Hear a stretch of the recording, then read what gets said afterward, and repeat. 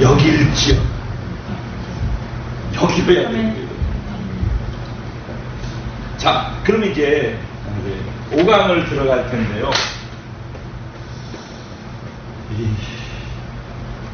여기 지금 얘기한 요 내용에서 이런 존재라고 할 때는 여기 보면 이런 게 과정이 있어요.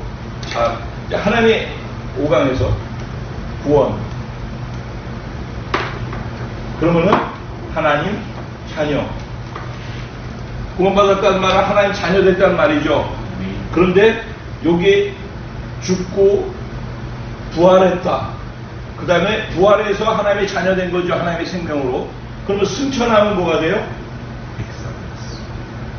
하나님의 백성이 되죠. 하나님 나라에 속한 자가 되니까. 그러죠? 그 다음에 보좌에 있으면 뭐예요? 하나님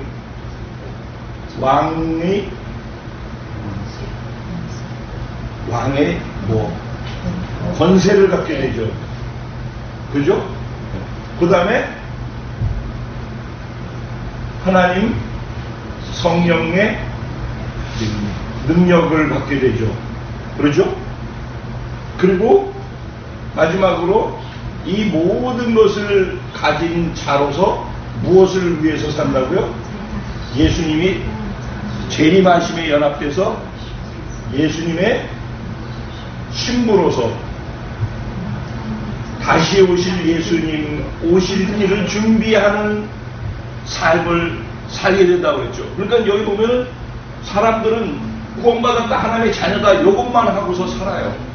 그리고 교회 다니면서. 그런데 하나님의 백성으로서의 삶, 하나님의 왕의 자녀의 권세를 가진 자로 삶, 성령의 능력을 받은 자로의 삶, 이 모든 것들을 통틀어 가지고 다시 오실 예수 그리스도 신부로서 오실 길을 준비하는 삶을 사는 것까지가 통으로서 구원이라는 단어 안에 함께 포함되어져 있는 거라는 말입니다.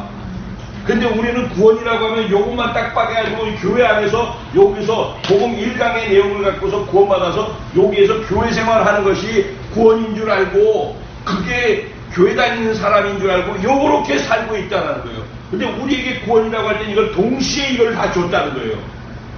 연합이라는 단어 속에서 이걸 다 한꺼번에 줬다는 거예요. 그러니까 우리 이런 존재로서 다 살라는 거예요. 이런 존재로서. 그래서 그러면 이제 이런 존재로 여기에서 대개가 여기 하나님의 자녀 여기서 끝나요. 구원받았다. 그러면 하나님의 자녀다. 그리고 나는 하나님의 사랑합니다. 하나님 감사합니다. 이렇게 하고서 늘 하나님 나 이거 필요해요. 마치 우리 순성이가 아직 아무것도 모르니까 엄마 나 이거 해줘. 엄마 나 이거 해줘. 엄마 나 이거 해줘. 왜? 애니까. 근데 처음에는 괜찮아요. 30년 지났는데 또 엄마 나 이거 해줘. 엄마 나 이거 해줘. 그러면 어떻게 하겠어요? 그렇게 되겠죠? 그러니까 신앙생활을 갖다가 처음부터 이거를 알고서 하는 것이 너무 건강한 신앙생활을 하게끔 되어지는 비결이라는 거예요. 자, 그런데 이제 요걸 갖다 내가 선을 이렇게 그 이유가 있어요. 여기에. 이걸 갖다 이제 보셔요. 신앙생활이 이제 5강이니까 이걸 이렇게 할게요. 여기가 여기 요단강이에요. 여기가 5강 4강까지 사이 여기가 여기 요단강이에요. 여기 요단강. 그 여기는 뭘 할까요? 홍해. 여기는 홍해. 그럼 홍해 이전이 여기는 애굽이라고 해요. 애굽. 애굽은 뭐냐? 세상이라는 거예요. 예수 믿기 이전의 세상. 애굽이라고 그러죠. 애굽. 예수 믿기 이전에 삶을 사는 세상에 속한 것은 다 애굽이라고 그래요. 근데 애굽에서 예수님을 믿고서 어디를 어떻게 돼요? 홍해를 건너게 돼요. 그래서 하나님의 자녀가 되는 거예요. 그래서 그러면 이 홍해는 어떻게 건너냐면요. 홍해는 모세가 지팡이로 이렇게 해가지고선 이렇게 지팡이로 이렇게 했더니 홍해가 바다 같은 거예요. 바다가 갈라졌다는 거예요. 모세가 이렇게 했더니 바다가 갈라졌는데 갈라진 바다로 애굽의 군대들이 쳐들어와가지고선 죽이려고 하니까 이스라엘 백성들이 도망가는데 앞에는 바다가 있고 뒤에는 애굽의 군대가 잡으러 오는데 진퇴양난으로 중간에 갇혀가지고 이제 죽게 됐단 말이에요. 그런데 하나님께 기도했더니 바다를 향해서 지팡이를 이렇게 하라고 했더니 이렇게 순종을 했더니 지팡이를 이렇게 하는 순간에 바다가 갈라진 거예요. 그래서 250만 명이 이 갈라진 땅 사이로 바다를 건넌 거예요. 바다를. 그리고 저쪽으로 다 마지막 사람까지 넘어갔더니 그때 저쪽에 애국 군대가 쳐들어와가지고선 따라서 바닷속으로 들어왔는데 하나님께서 물을 닫아버리셔가지고 애국의 모든 군대가 바다에서 수장돼서 다 죽어버렸어요. 이게 이런 일이 있었거든요. 그래서 이 홍해는요, 이스라엘 백성들이 여기에 애굽에 살다가 종로를 타고 노예로 살았었다가 이 세상의 노예로 있다가 예수 믿어서 하나님의 자녀로 광야로 들어오는 과정을 얘기하는 거예요. 그래서 여기는 여기 뭐라고요? 홍해를 애굽에서 홍해를 건너서 이리 들어오면 뭐가 있다고요? 광야 생활이 있는 거예요. 광야 생활. 광야 생활이. 그러니까 성경을 모르시는 분들에게는 이게 뭔지 잘 모를 거예요. 근데 어쨌든 제가 설명을 할 테니까 그렇게 앉아서 들어보셔요. 무슨 얘기인지 알아요? 애굽에 있다가 출애굽해가지고 홍해를 건너서 들어오서 광야가 되잖아. 그지? 그 다음에 광야에 있다가 요단강을 건너서 이리로 들어오면 여기가 뭐야? 가나안 땅이잖아. 그지? 그지? 응? 여기까지 알지? 가나안. 가나안 땅이 다른 말로 성경에서는 천국, 하나님의 나라라고 그래요. 천국. 하나님의 나라를 상징하기도 해요. 가나안 땅이. 이제 지금 이거는요, 제가 얘기하는 것은 구약 성경과 신약 성경을 하나로 꽉 꿰뚫고 있는 얘기를 하는 거예요. 네. 신구약 성경이 통으로 하나로 지금 이렇게 꼬치를 꿰듯이 쫙 꿰일 거예요, 제가. 구원받았다는 말의 의미가 무엇인지를 이스라엘 백성들이 어떻게 애굽에서부터 건져내가지고 이쪽으로 넘어와서 가나안 땅에 들어와서 가나안을 정복하고 이 가나안 땅에서 이스라엘이라는 나라가 만들어져요. 그러면은 성경을 먼저 얘기를 잠깐 할게요. 이 이야기를 이해하려고. 이 얘기만 하면 굉장히 쉬워요. 요 얘기만 하면 쉬운데, 요 얘기만 하면은 이 5강부터 8강이 왜 필요한지에 대한 이해를 시켜드리려고 제가 이 이야기를 하는 거예요. 자, 성경을 여러분들이 지금 듣게 될 거예요. 성경을 기록한 하나님의 목적은 뭐냐? 하나님께서 하나님의 나라를 우리 인간들에게 이해시켜주고 하나님의 나라를 소개하기 위해서예요. 하나님 나라를. 그리고 하나님 나라를 회복, 완성 시키기 위한 목적이 있는 거예요. 하나님의 나라. 아까 하나님의 나라 에덴 동산에서 하나님의 나라의 샘플을 얘기했죠. 에덴 동산은 왜 하나님의 나라라고 그랬죠? 이게 지금 에덴 동산이 창세기에 나오는 거지, 제일 처음에. 성경 제일 처음에 나오는 책이 창세기예요. 창세기에서 하나님께서는 아담과 하와와 에덴 동산에서 있었던 이야기를 얘기해요. 그게 아까 창조 때, 그리고 인간이 타락해서 구원이 필요한데 예수님을 통해서 구원을 이뤘고 예수님의 영접함을 통해서 우리가 구원받았다라는 사형리의 얘기를 1강에서 했죠.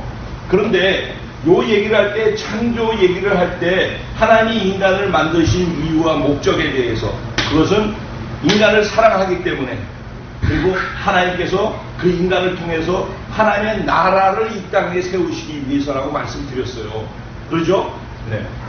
하나님께서는 이 에덴 동산에서 하나님의 나라를 우리들에게 보여주시려고 했어요. 그래서 아까 얘기했죠. 하나님의 나라, 어떤 나라라고 할 때는 세 가지 필요 충분 조건이 있어야 된다고 그랬죠. 하나는 뭐예요? 영토, 땅이 있어야 되고, 두 번째 뭐가 있어야 돼요? 백성, 백성이 있어야 되죠. 그러면 마지막 하나 중요한 게 뭐가 있어야 되죠? 주권이 있어야 되는 거예요. 통치자의 주권이. 그래서 어떤 통치자의 주권이, 통치자가 통치할 수 있는 통치 권한 주권이 서야지 그 나라에 어떤 사람들이 있고 그 다음에 또 그 나라의 영토가 있더라도 그게 서야지, 주권이 서야지 그게 하나의 나라가 구성이 되는 거란 말이에요. 그래서 구약성경 창세기에는 에덴 동산 안에 아담과 하와라고 하는 사람, 백성이 있었고 이들을 통해서 하나님의 백성의 숫자가 넓혀져 가는 거야. 그리고 에덴 동산이라고 하는 영토가 있었어. 그러니까 백성이 있고 영토가 있었는데 여기에 다스리는 자, 주권자가 하나님이었단 말이에요. 하나님. 그래서 하나님의 통치를 받을 때 그때 이들은 복 안에서 살았단 말이에요. 낙원에서 살았단 말이에요. 그런데 하나님의 통치를 받을 수 있는 비결이 에덴 동산에서 거닐면서 하나님하고 교제했기 때문에, 그래서 하나님의 마음을 알고 하나님 때문에 순종했더니 순종을 통해서 하나님의 권세와 능력이 누구에게 왔다고 그랬어요? 아담과 하와에게 와서 에덴 동산에 있는 모든 것들을 통치하고 다스릴 수 있는 아담과 하와의 권세가 되어졌다라는 거예요. 그래서 하나님께 예배해서 하나님께 사랑하기 때문에 순종하는 사람에게는 뭐가 임해요? 여기서 권세와 능력이 주어져 있다고 했잖아요. 그게 예배 드리고 순종할 줄 아는 사람, 사랑해서 그 사람의 삶의 현장에서 그 권세와 능력이 드러난단 말이에요. 그것을 뭐라고 한다? 아까 질문했었죠. 하나님의 나라, 구원이라는 얘기하면서 그게 죽으면은 나중에 가는 하나님의 나라도 미래에 소망하는 하나님의 나라로서 있어요. 우리에겐 시계가 있다고 그랬죠. 그런데 현재 경험하는 하나님의 나라가 있는 거예요.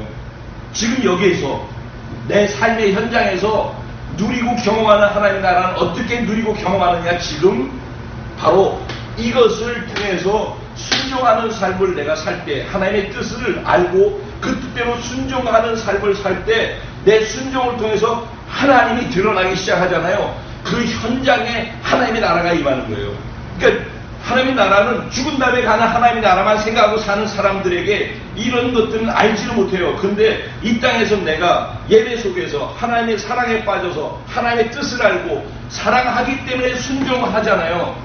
그러면 그 순간에 하나님의 통치, 하나님의 주권이 이루어지는 거잖아요. 내가 서 있는 자리에, 내가 서 있는 자리가 영토이고 내가 서 있는 내가 하나님의 백성이란 말이에요. 그리고 내가 순종할 때 하나님의 주권이 세워지잖아요. 하나님의 뜻이 이루어진단 말이에요. 그때 그 자리가 하나님의 나라란 말이에요. 그래서 예수 믿는 사람들이 이 하나님의 나라를 회복시켜 나가는 거예요. 이 땅에서. 근데 이미 이 하나님의 나라는 완성됐단 말이에요. 회복되었고 예수가 다 이루었다 할 때. 근데 그건 하나님의 영원의 시계 속에서이고 우리는 다 이루어 놓은 하나님의 나라를 이 땅에서 이루어 가는 거예요. 우리의 믿음으로. 그래서 내가 순종할 때마다 순종을 통해서 내 삶에서 하나님의 나라가 확장되어 가는 거예요. 이해되셨어요? 아까 그 얘기가? 그래서 아주 질문 참 중요하고 좋은 질문이었다고 한 거. 이게 어마어마하게 중요한 얘기인데. 자, 그래서 에덴 동산에서 이 하나님의 나라의 원리가 이해됐죠. 그런데 하나님께서는 이 에덴 동산에서 하나님의 나라 이후에 창세기 1장에서 창세기 1장에서 지금 에덴 동산 얘기가 나온다고 보면은 창세기 12장으로 가게 되면은 아브라함이라고 하는 사람이 나와요. 아브라함. 이 아브라함이라는 사람의 믿음의 조상이라고 해요. 믿음의 조상. 그래서 이 아브라함이라는 사람이 얼마나 독특한 사람이냐면요. 우리 지구상의 종교, 큰 종교가 뭐 있죠? 유대교, 기독교, 이슬람교 있죠? 그리고 불교 있겠죠? 그러면 이 4대 종교란 말이에요, 이게. 이 4대 종교인데 불교 빼고 이슬람교는 누구가 믿음의 조상인 줄 알아요? 아브라함이에요. 이슬람교. 유대교도 아브라함이에요. 기독교도 아브라함이에요. 그러니까 너무 신기하지? 이 아브라함은 하나님께서 이 아브라함을 처음에 선택하실 때 이렇게 될 거라고 말씀하셨어요. 자, 이제 중요한 건 뭐냐면, 그래서 하나님께서 창세기 12장에서 1절부터 3절까지 내용을 보면은 뭐라고 얘기를 하냐면은 아브라함도 애굽에서 이게 사탄의 종, 세상의 종이 돼서 살았던 것처럼 아브라함도 처음에는 하나님을 모르고 세상에서 세상 사람들하고 똑같이 살았어요. 그런데 갈대아 우르라고 하는 곳에서 그냥 살고 있는 아브라함한테 하나님이 그에게 선택하셔서 찾아가신 거예요. 그래서 아브라함아 라고 말씀하시는 거예요. 그러면서 아브라함에게 뭐라고 하냐면 너는 너의 본토, 친척, 아비의 집을 떠나서 이게 뭐예요? 지금 네가 기반을 두고 살고 있는 너에게 안정감을 주는 모든 것들을 떠나서 아무것도 없는 미래가 불투명하고 불분명한 내가 지시할 땅, 그게 어딘지도 몰라. 내가 어디로 가라가 아니라 내가 지시할 미래에 지시할 땅으로 가라는 거예요. 그리하면 내가 너로 큰 민족을 이루고 너의 이름을 창대케 하겠다라는 거예요. 그러면 여기에서 1장부터 3절까지 말씀 속에서 아브라함아 너는 본토 친척 아비 집을 떠나라 그랬어요. 떠나. 그리하면은 떠나라. 그리고 내가 지시할 어디로 가라? 땅으로 가라 그랬어요. 땅으로. 네가 있는 데를 떠나서 내가 지시할 땅으로 가라 그랬어요. 이게 지금 뭐냐면 하나님의 나라의 관점에서는 뭐가 돼요? 영토가 되는 거예요. 영토가. 내가 지시할 땅으로 가라. 그러면은 네가 그렇게 순종하면은 내가 너로 큰 민족을 이루겠다. 민족을 이루겠다고 그랬어요. 그럼 백성이 나오는 거네요, 여기. 그죠? 백성이 나오죠. 그러면 땅 영토가 나오고 민족 백성이 나왔네. 뭐만 있으면 되는 거예요? 하나님의 주권만 서면 되는 거예요. 그래서 아브라함 하나를 처음에 여기 아브라함 한 사람을 선택해서 하나님이 축복하시고서 조건을 걸었는데 이 조건이 얘기해 보니까 네가 의지하는 것을 다 떠나. 그러니까 우리가 예수와 함께 십자가에 못 박혀 죽었다는 것을 믿음으로 받아들이는 거하고 똑같은 거죠. 네가 의지하는 너를 떠나. 십자가에 죽여. 그러면은 부활해서 예수와 함께 지시하는 땅으로 순종하는 것으로 살아가면은 그 순종하는 것을 통해서 내가 지시할 땅에 네가 가게 될 거야. 그러면은 어떤 일이 일어나는가? 너로 큰 민족을 이루게 하는 거야. 아브라함은 지금 한 사람이야. 한 사람.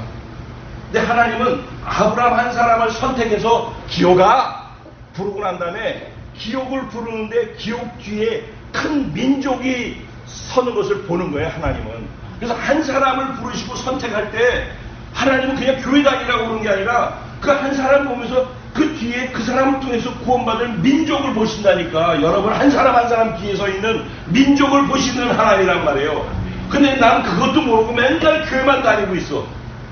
건물에 갇혀가지고 종교생활 하면서 그게 구원인 줄 알고 신앙생활인 줄 알고 사는 것, 거기서부터 벗어나야 된다는 거예요.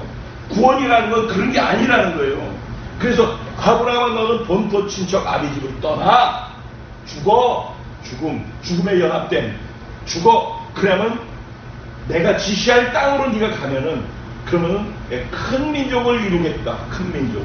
그게 뭐예요? 결국은 이스라엘이라는 나라는 거예요.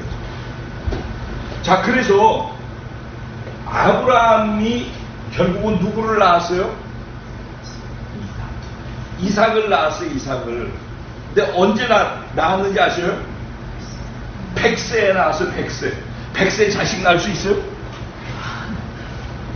못 낳겠죠?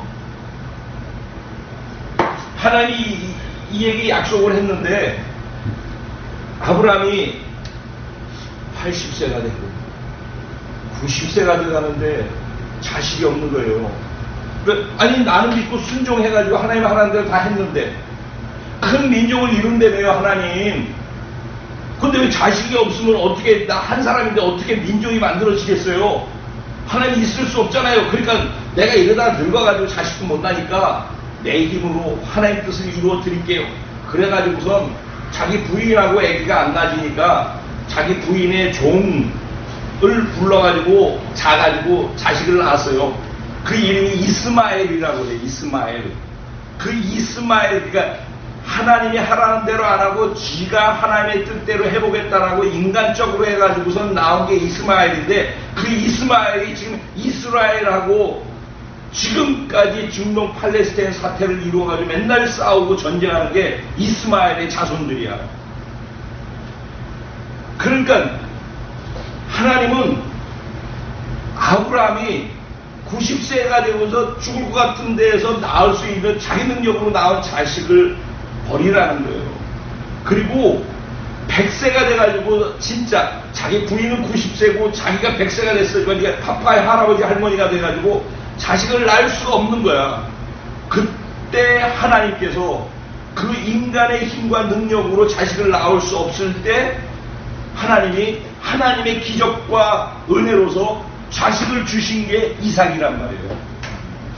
그러니까 하나님으로부터 탄생되어지는 것은 우리 인간의 생각으로 두렵고 불안하고 계산해가지고선 만들어지는 게 아니라는 거예요. 하나님으로부터 오는 것은 우리의 계산을 넘어서서 하나님이 개입하셔서 기적으로 주시는 것이 하나님이 행하시는 거란 말이에요.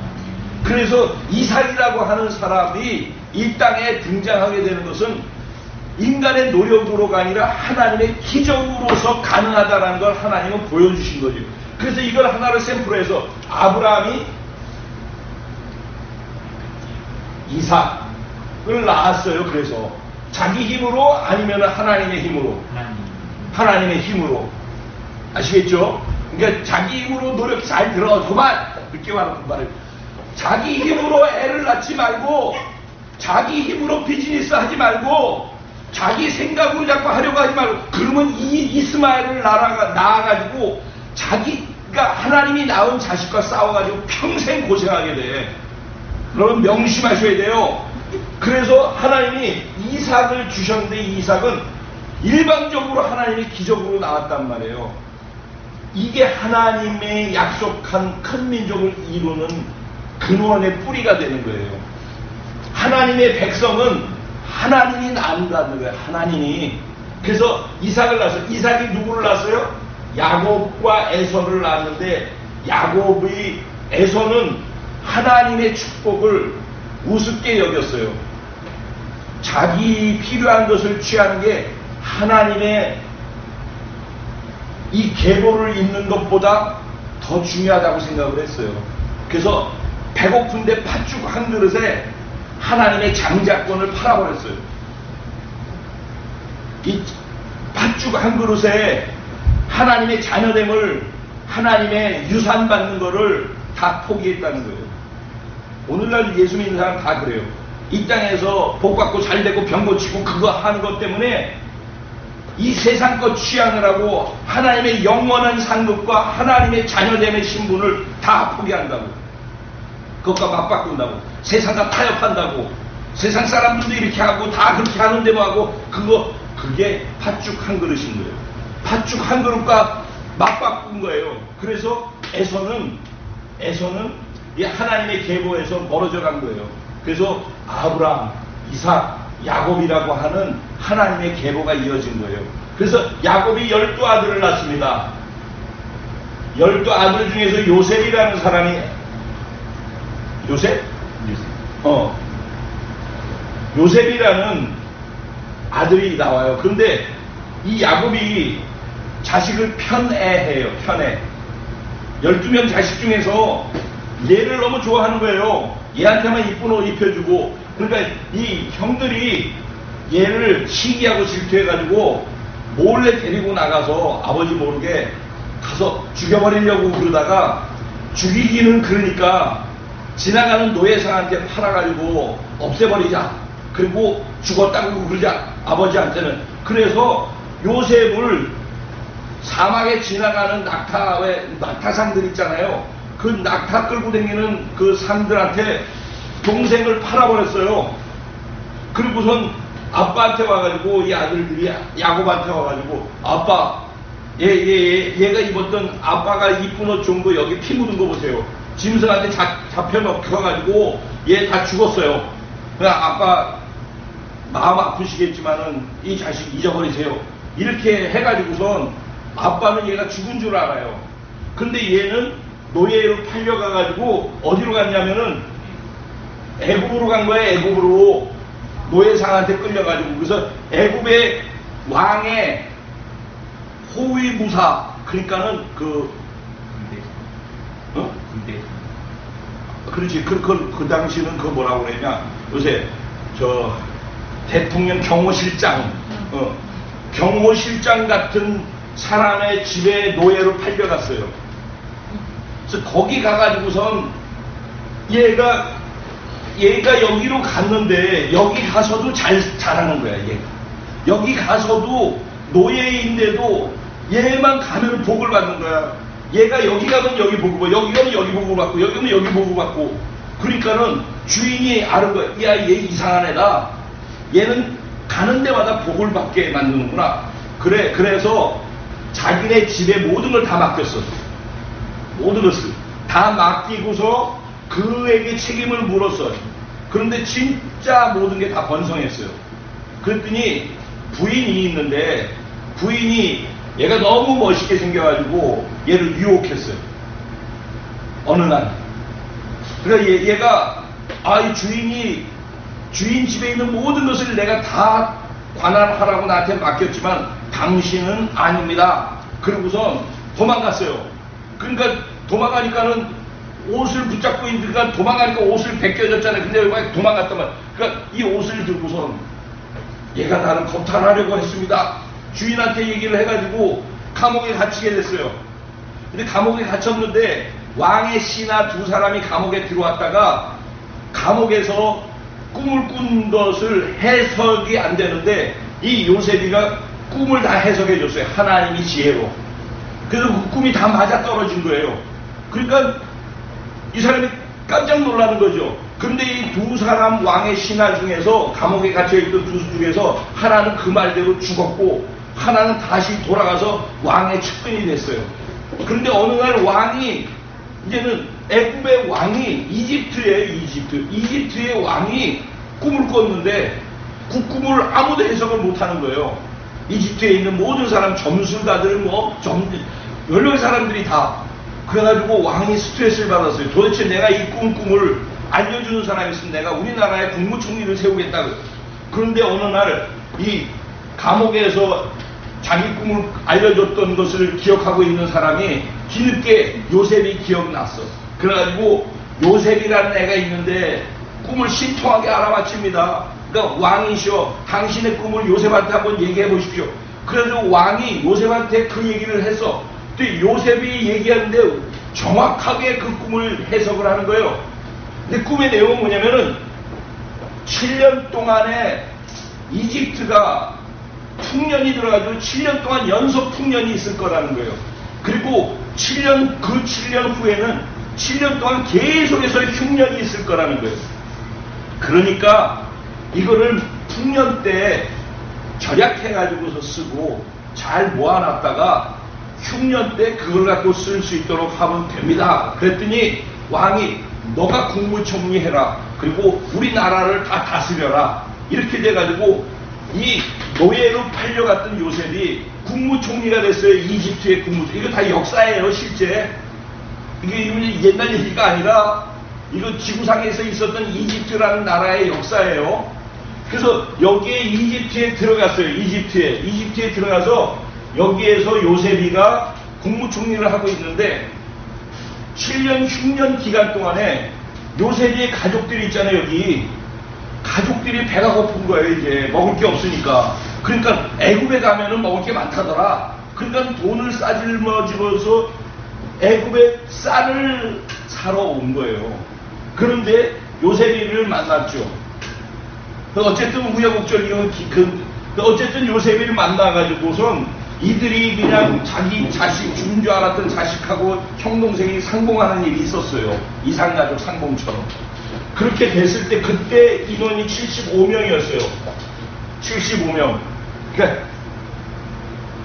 아브라함, 이삭, 그 다음에 야곱의 12아들들이 자라서 자식들을 낳았을 거 아니에요.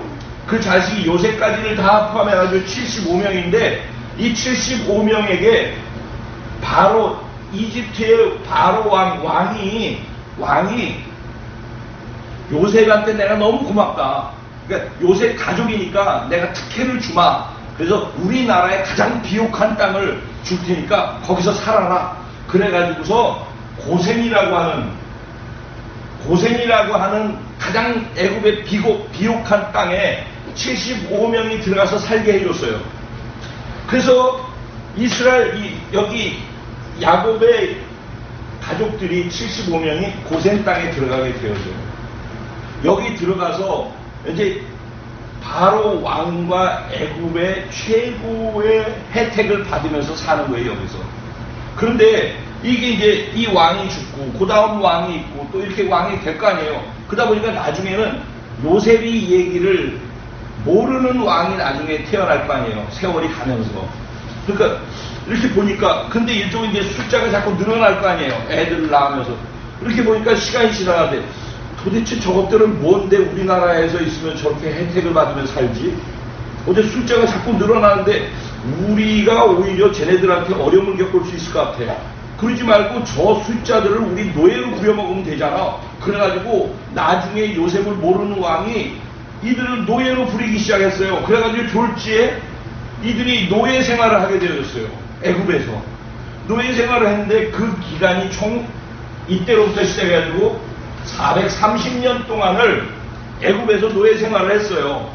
그런 동안에 이 75명이 몇 명이 되어졌는가?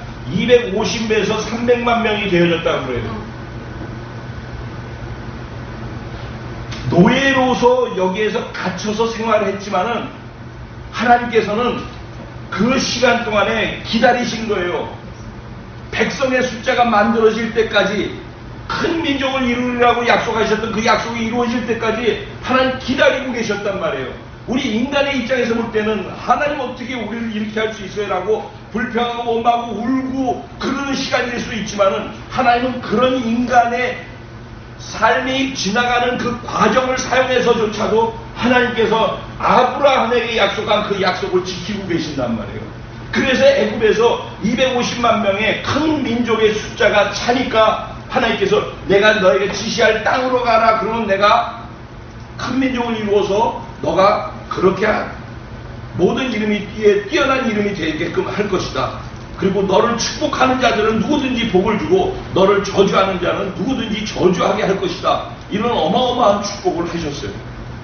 그리고 난 다음에 이들이 애굽에서 숫자가 딱 차니까 모세라고 하는 사람을 하나님께서 세워서 모세를 통해서 애굽에서 이 이스라엘 백성들을 이쪽으로 끌어낸단 말이에요. 끌어내는데 글쎄 처음에는 가라고 했다가 가니까는 이 250만 명을 버리는 것이 되잖아요. 그러니까 아까우니까 가라고 해놓고 난 다음 뒤에서 군대를 해서 다시 다 잡아오려고 쫓아가는데 앞에는 바다고 뒤에는 군대고 그런 가운데에서 모세가 지팡이를 내리니까 갈라져서 거기를 지나갔다는 거예요.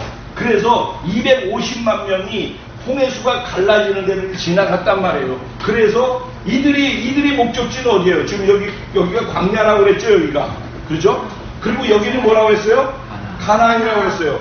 내가 지시할 땅으로 가라 그랬던 그 땅이 어디예요? 가나안 땅인 거예요. 그래서 창세기 12장에 보면은 하나님이 지시한 땅으로 갔더라 그래요. 그러니까 아브라함은 그때 이미 창세기 12장에서 가나안 땅에 들어갔던 거예요. 그리고 이 땅을 찜한 거예요. 하나님께 순종하면서 하나님이 이 땅을 아브라함한테 주신 거란 말이에요. 아브라함의 후손들이 이 땅의 주인이 될 것이다 라고 이 땅을 주신 거예요.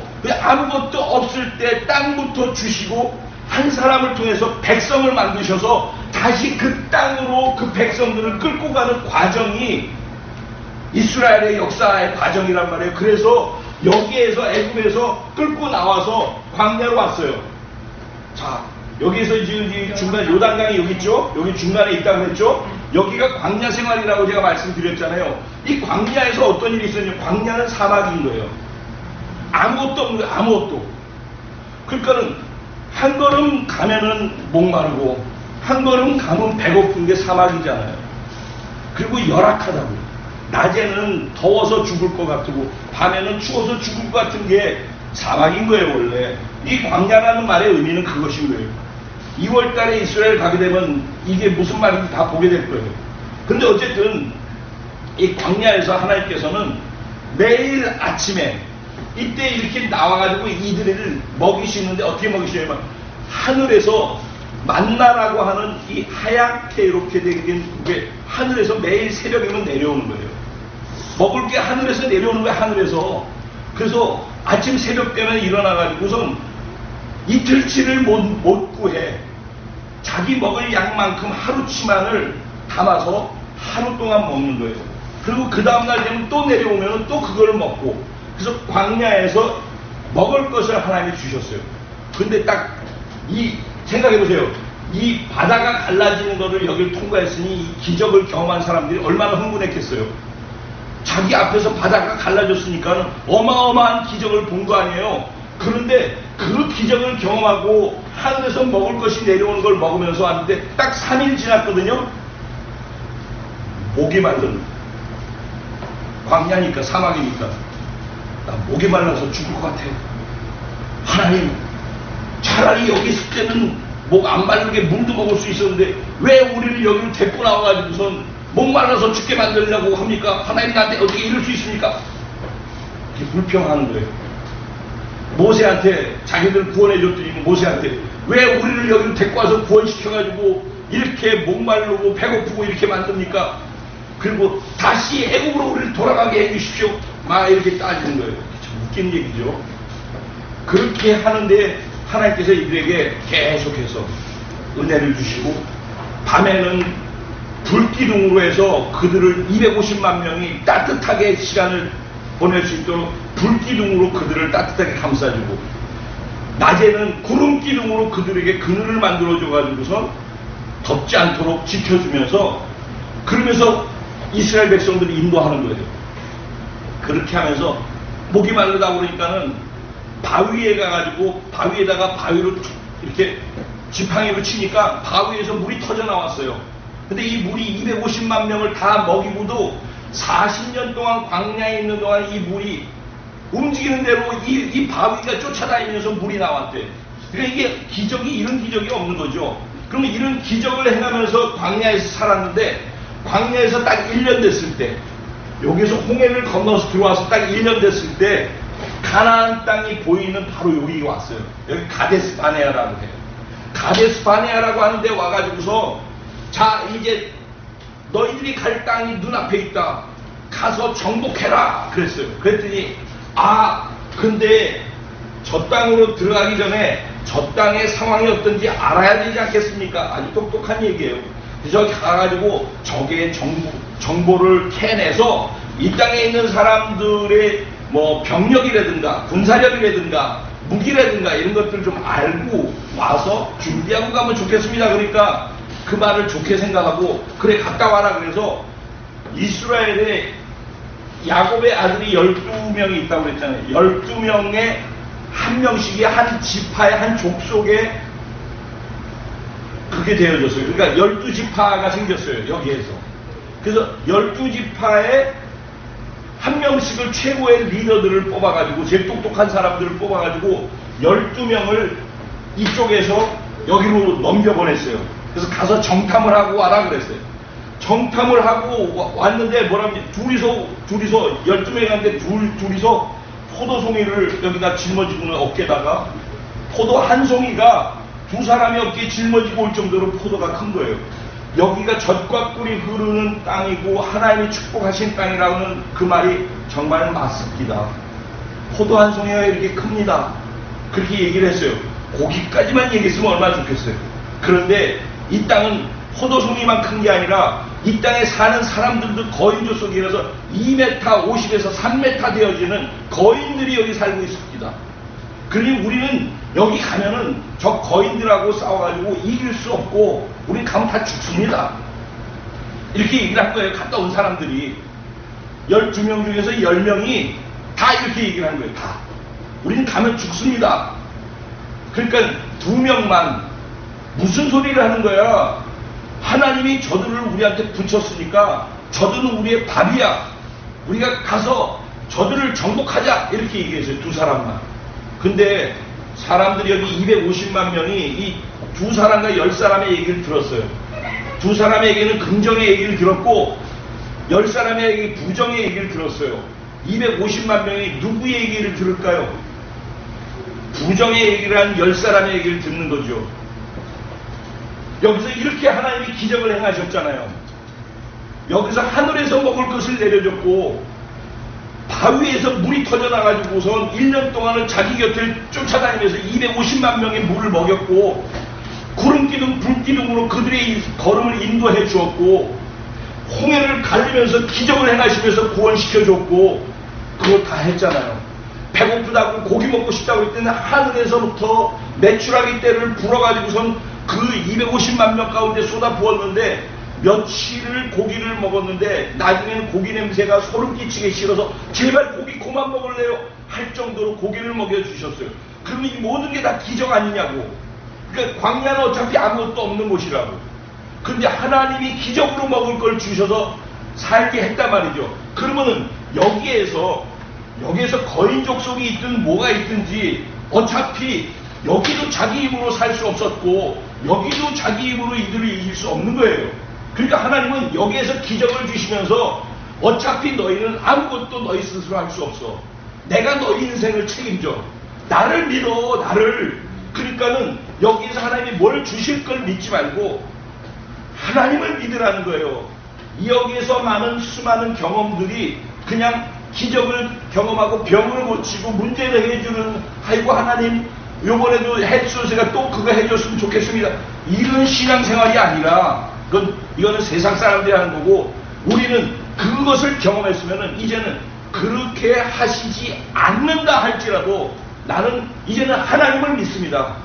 이거 하다가 죽더라도 죽어도 나는 하나님께 감사하고 죽을 수 있습니다. 하나님을 믿는 믿음이라는 건 이런 거 아니겠어요? 그 믿음이 있기를 원했던 거란 말이에요. 이 과정 속에서. 그런데 여기 가서 이 사람들 보고가 이렇게 되어지니까 나 여기 무서워 못 가겠습니다. 다. 그래서 39년 동안을 여기만 돈 거예요. 여기만. 그리고 여기서 죽었어요. 여기를 못 넘어갔어요.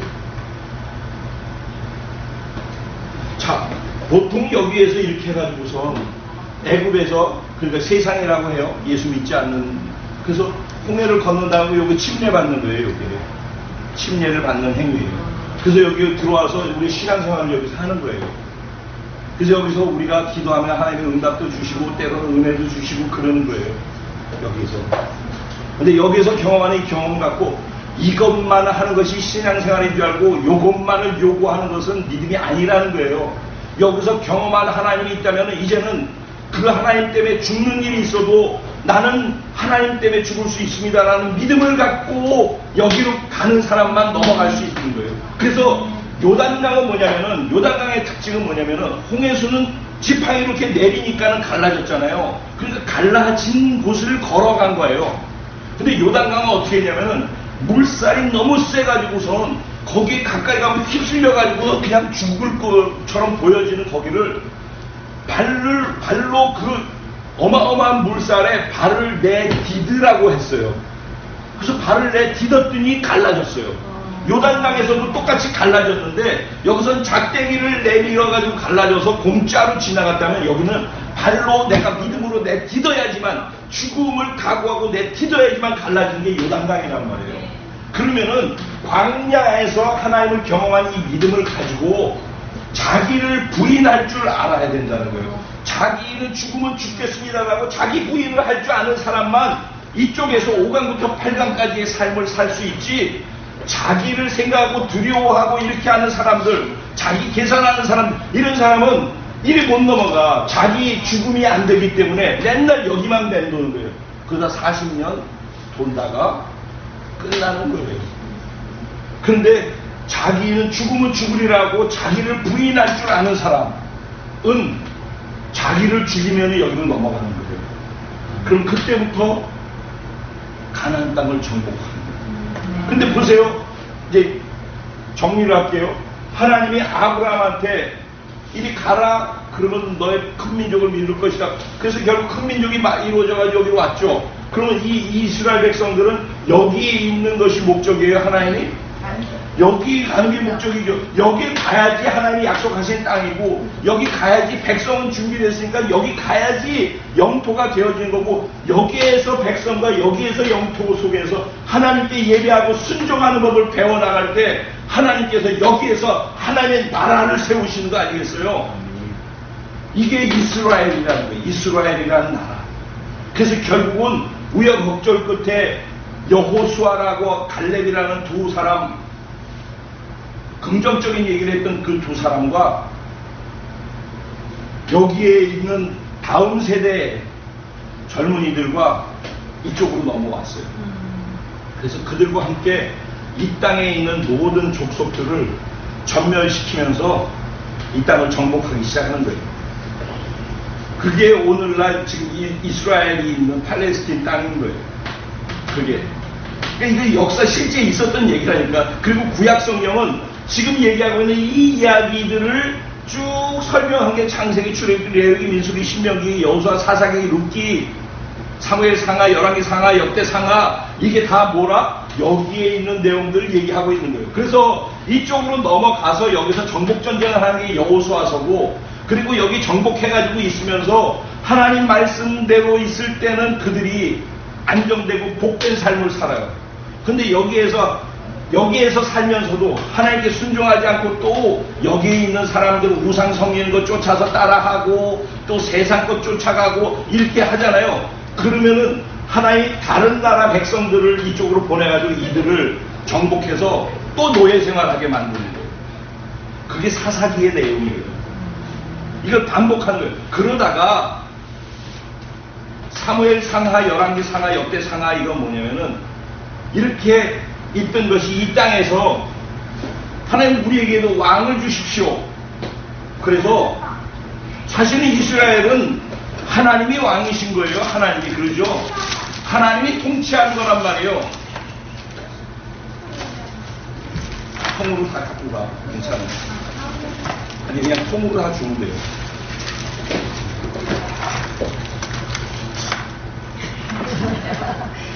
자,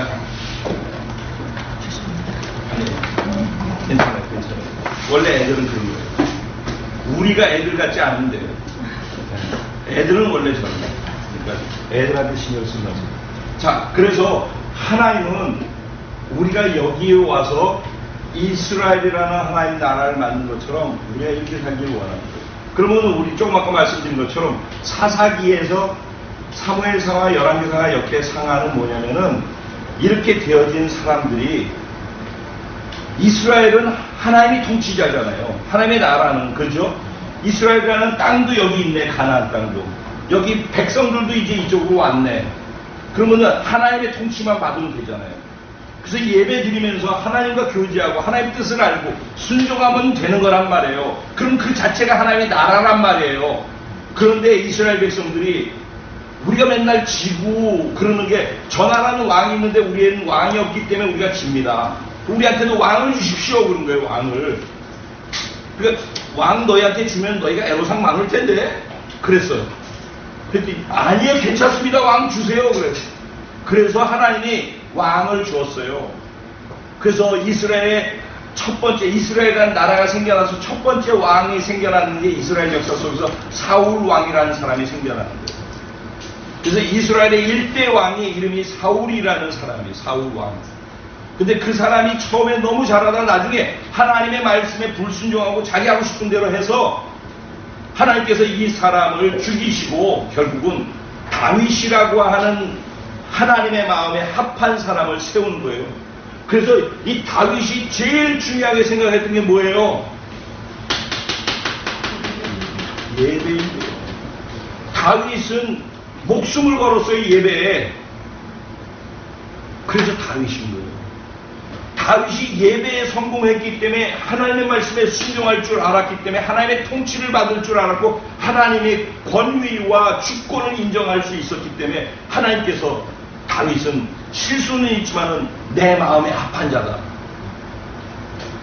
그래서 다윗을 하나님이 이스라엘의 통일 왕국의 최고의 왕으로 만들어 주신 것이에요. 다윗이 다윗 때문에 어디에 있다고요? 예배에 있다라는 거예요. 여러분, 예배를 우습게 여기고 대충 드리는 사람은 절대 이 말이 무슨 말인지 못 알아듣고 이런 삶을 살 수가 없어요.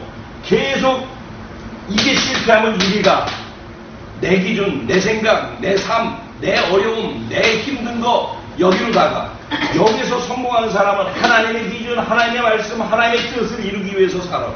그걸 살 수 있는 힘을 어디서 얻는다고? 뜻을 분별할 수 있는 것도 예배에서 분별하고 살 수 있는 힘도 예배에서 나온다는 거예요. 예배를 잘 하세요. 계속 예배 강조하고 있습니다. 자, 그래서 여기에서 이스라엘이라는 나라가 탄생되는 거예요. 그러면 이 이스라엘이라는 나라는 뭐냐? 아까 에덴 동산이라고 하는 하나님의 나라가 있다고 했죠. 거기에서 하나님 나라의 어떤 모습이 진정 하나님의 나라이고 하나님 나라가 깨어져서 하나님의 통치가 깨어져서 어떻게 인간이 절망 속으로 저주 가운데로 빠지게 되는지를 얘기했잖아요. 에덴 동산에서. 이스라엘이라는 나라도 똑같은 거예요.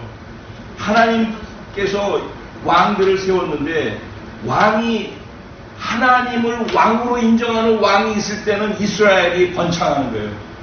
자기가 왕일지라도 자기를 다스리는 왕이 하나님이라고 생각하고 사는 왕이 있을 때는 이스라엘이 번창한다니까. 근데 자기가 왕이 돼가지고 하나님께 순종하지 않고 내가 왕인데 그렇게 하고선 자기 백성들을 지 멋대로 다스리는 사람이 있을 때는 이스라엘 나라가 맨날 망하는 거예요. 맨날 적들한테 잡히고. 그러다가 다윗이라는 사람 아들 중에 솔로몬이라는 사람이 있는데 이 솔로몬 왕까지는 하나님께서 다윗을 봐서 봐줬어요. 그리고 솔로몬의 아들 때 마치 우리나라처럼 남과 북으로 나뉘어지게 한 거예요.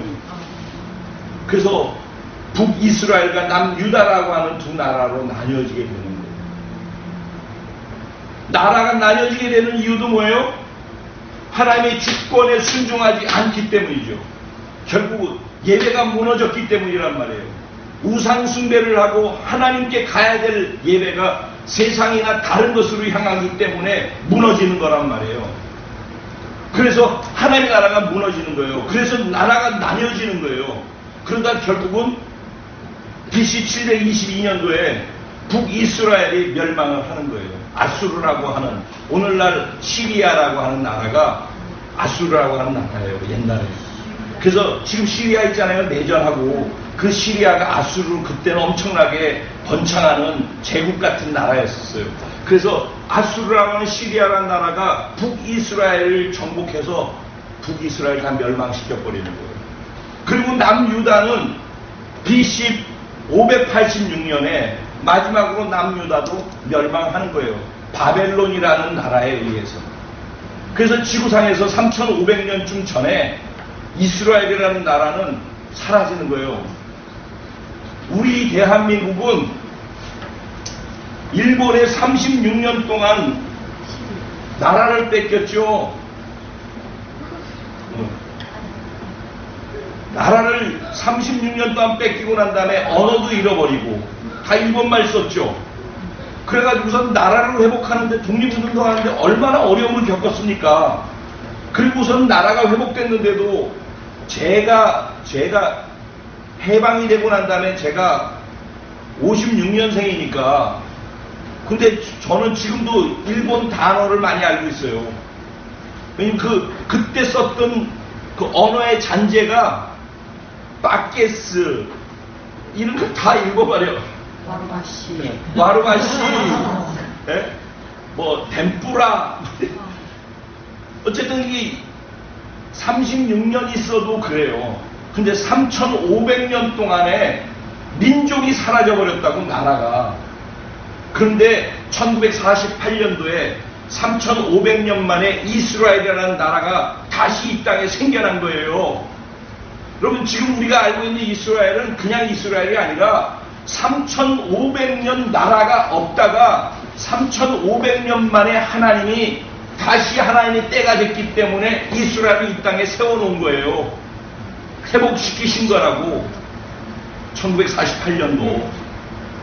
그때 왕 이름 뭐예요? 이? 이스라엘 그때 왕 이름 하나님이 정해주신 사람이었을 거잖아요. 언제? 그러니까 1948년도에 이스라엘이가 그건 왕이 없어요. 지금은 다 이스라엘 없어요? 총리, 네. 네타냐후 총리 그런 사람들이니까 지금은 이스라엘은 대통령하고 네. 뭐 총리하고 둘 이렇게 내각제가 나뉘어져 가지고서 있어요. 근데 어쨌든 간에 중요한 건 뭐냐면은 성경에는 예수님이 다시 오시려면은 예수님이 오시기 전에 이 땅에 이스라엘이라는 나라가 다시 생겨나게 될 거라고 얘기를 하고 있는데 1948년도에 3500년 만에 이스라엘이라는 나라가 다시 이 땅에 생겨난 거예요. 그 얘기는 마지막 때 예수님이 오시는 그때가 그렇게 많이 남지 않았다라는 것을 사인으로서 주는 거란 말이에요. 그러니까 예수님이 오는 거에 대해 관심이 있는 사람이나 이것에 대한 관심을 갖지, 이스라엘이 있는지 뭔 일을 하는지 지금 어떤 일이 일어나는지 관심도 없잖아. 교회는 다녀도. 그거는 잘못된 거라는 거예요. 이스라엘은 하나님의 시간표예요. 이스라엘을 보면은 예수님이 오시는 때가 언제인지를 알 수 있고 모든 것은 이스라엘을 통해서 하나님은 다 우리에게 말씀하고 계신 거예요.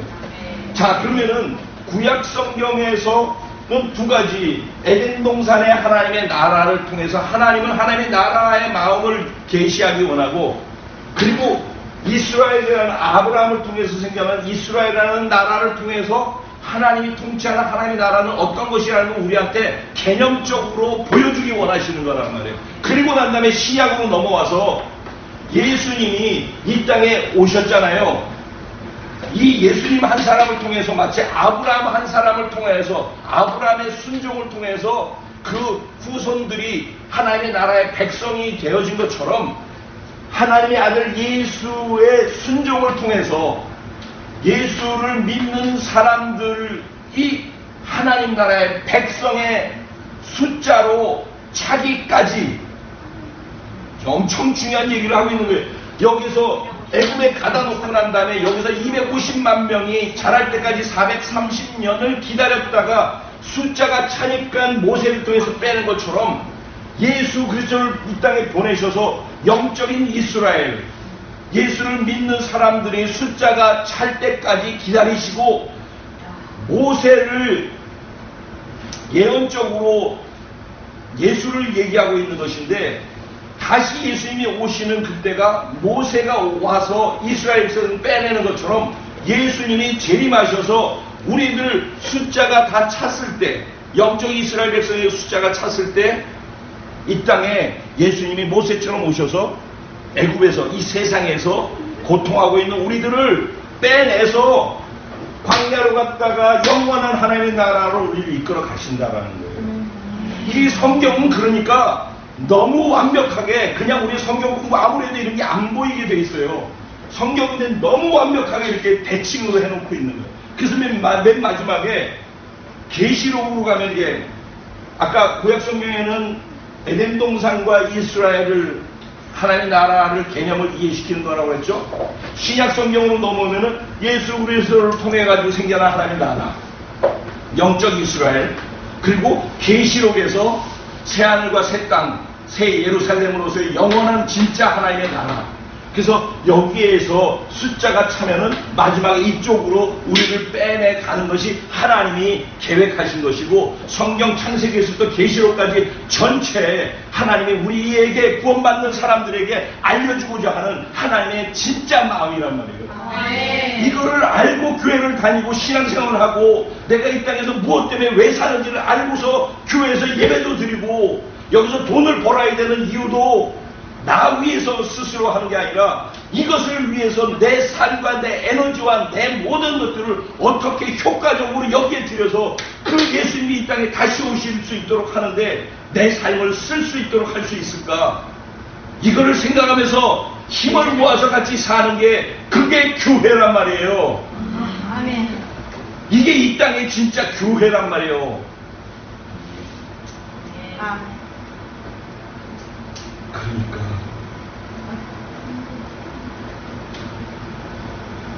그죠?